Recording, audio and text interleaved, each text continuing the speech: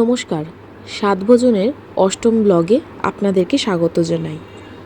এখন শুক্রবার ভোর 5:40। আজকে আমাদের একটু তাড়াতাড়ি স্কুলে যেতে হবে, কারণ আজকে স্কুলে স্পেশাল মেনুর রান্না আছে। আজকের আমাদের মেনু মুরগির মাংসের ঝোল আর ভাত। আমি সুস্মিতা, আমার হাজব্যান্ড সৌরভ, আমরা দুজনেই একটি সরকারি স্কুলের মিড ডে মিলের সরবরাহকারী হিসেবে কাজ করি। আজকে আপনাদেরকে দেখাবো কিভাবে মিড ডে মিলের মুরগির মাংসের রান্না হয়। বালতিতে রাখা আছে আদা রসুন কুচোনো, আর এখানে রাখা আছে টমেটো।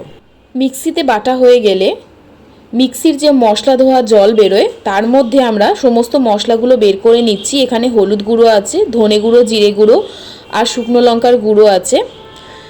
এখানে অনেকটা পেঁয়াজ কুচিয়ে রাখা আছে। আরেক দিকে ভাতের জল ফুটে গেছে, মানে ভাত ফুটছে। এবার একটা বড় কড়াইতে আমরা প্রথমে তেলটাকে গরম করে নেব।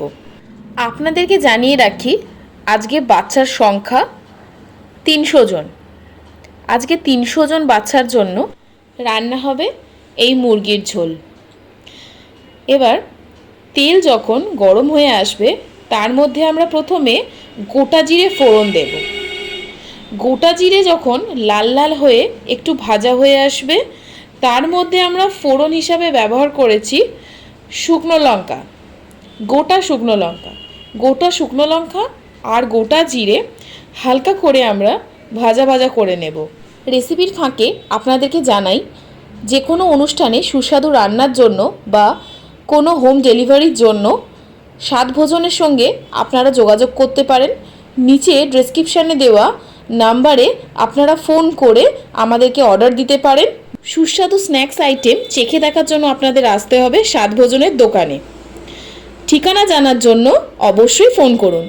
ফিরে এলাম আজকের রেসিপিতে। কেটে রাখা পেঁয়াজগুলোকে তেলের মধ্যে দিয়ে ভালোভাবে হালকা বাদামি করে ভেজে নেব। পেঁয়াজের জল যখন শুকিয়ে আসবে এবং পেঁয়াজ যখন জল ছেড়ে দেবে তার মধ্যে টমেটো বাটা, আদা রসুন বাটা, হলুদ গুঁড়ো, ধনে গুঁড়ো, জিরে গুঁড়ো, শুকনো লঙ্কার গুঁড়ো দিয়ে ভালোভাবে মশলাটাকে আমরা কষাবো। মশলা যখন খুব ভালোভাবে কষে আসবে ওপর থেকে আমরা কাশ্মীরি লঙ্কা গুঁড়ো, পরিমাণ মতো চিনি আর পরিমাণ মতো নুন দিয়ে সামান্য একটুখানি জল দিয়ে আরও ভালোভাবে মশলাটাকে কষাবো। মশলা যখন কষে আসবে যে চিকেনগুলো পরিষ্কার করে ধুয়ে রাখা হয়েছে সেই চিকেনগুলো কড়াইতে দিয়ে দেব। স্কুলে যেহেতু চিকেনের পরিমাণটা অনেক বেশি, তার জন্য মশলাটাকে দুভাগ করে চিকেনটাকেও দুভাগ করে দু জায়গায় আমরা চিকেনটাকে কষিয়ে নিয়েছিলাম। এরপর বড় একটা জায়গার মধ্যে সমস্ত চিকেনগুলো দিয়ে ঢাকনা দিয়ে অল্প অল্প করে হালকা আঁচে চিকেনটাকে নাড়তে থাকবো। এখনও পর্যন্ত কিন্তু চিকেনের মধ্যে এক ফোঁটাও আমরা জল ব্যবহার করিনি। কষানোর সময় চিকেন যে জল ছেড়েছিল সেই জলও যখন আস্তে আস্তে শুকিয়ে আসবে তারপর আমরা পরিমাণ মতো জল দিয়ে চিকেনটাকে ভালোভাবে ফোটাবো। অন্য একটা পাত্রের মধ্যে আমরা হলুদ, নুন, সামান্য আদা রসুন বাটা দিয়ে আলুটাকে আগে থেকেই সেদ্ধ করে রেখেছিলাম। বড় পাত্র থেকে চিকেন কষানোর জল তুলে আলুর মধ্যে দিয়ে সেটাকে খুব ভালোভাবে ফোটাবো। চিকেন যখন সেদ্ধ হয়ে যাবে চিকেনগুলোকে তুলে নিয়ে পাতলা যে ঝোলটা ছিল সেটাকে মেরে আমরা একবারে ঘন করে নেব। ঝোল ঘন হয়ে এলে চিকেনের ওপর থেকে আবার আমরা ঝোলগুলোকে দিয়ে দেব।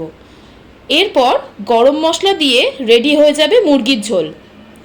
আজকের রেসিপিটা এইটুকুই। চলুন আপনাদেরকে দেখাই বাচ্চারা কত আনন্দ আর কত তৃপ্তি করে আমাদের মিড ডে মিল খায়। সমস্ত বাচ্চাকেই 2 পিস করে চিকেন ও 1 পিস করে আলু দেওয়া হয়েছে। টিফিনের সময় বন্ধুকে পাশে নিয়ে গল্প করতে করতে মুরগির মাংসের ঝোল আর ভাত, আহা কি তৃপ্তি! আসুন দেখাই। বাচ্চাগুলো কি বলছে? কি রে, ভালো হয়েছে? ভালো হয়েছে? খাচ্ছিস তো সবাই? আজকে স্কুলে বাচ্চাদের জন্য হেলথ চেক আপেরও ব্যবস্থা ছিল। এখানে ছোট ছোট বাচ্চাদের হেলথ চেক আপ করা হচ্ছে। আজকের ভ্লগটা এইটুকুই ছিল। এরপরে বাড়ি গিয়ে আমাদের নিজেদের দোকানের জন্য সমস্ত কাজকর্ম করা বাকি আছে। সেই সব রেসিপি আপনাদেরকে আরেকদিন দেখাবো। আমরা কি কি আইটেম বানাই, কিভাবে আইটেম বানাই, সেগুলো দেখার জন্য পেজটিকে আরও বড় করে তুলতে হবে, ফলো করতে হবে, শেয়ার করতে হবে, আর করতে হবে সাবস্ক্রাইব।